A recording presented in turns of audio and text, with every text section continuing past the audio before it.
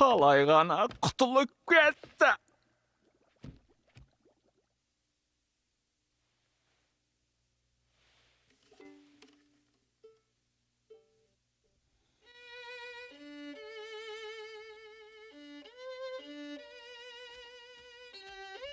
Meni tыңдайсыз ба, жоқ па?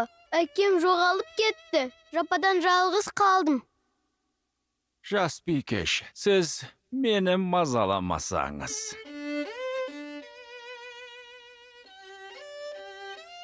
Қайда екенін анаң білмей ме сонда?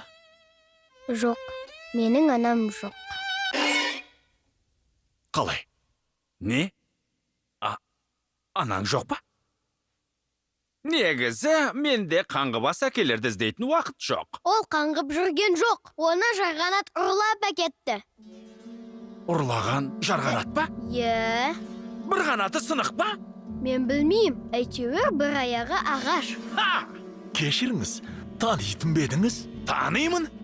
Жұрттың бәрі оны Фиджет деп атайды. Мен ізіне түскен атышулы қылмыскерге қызмет етеді. Менің ең залым қарсыласым оңбаған қаныпезер профессор Ратиган. Ратиган? Нағыз зымиян досын. Зымиян! Жаны әзәзілге ерген жауыздықтың Наполеоны. Соншама қорқынышты болғаны ма? Сұмдық. Ізіне түскеніме талай жылдың жүзі болды. Ұсталдау, қолға тұстаудай бергенде сытылады да кетеді. Радиган бостандықта жүргенде Лондонда тыныштық орнайды дей алмаймын. Мұнда одан асқан жауыз таппайсың.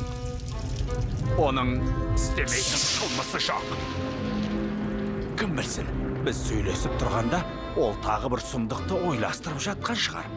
Айтпа деме.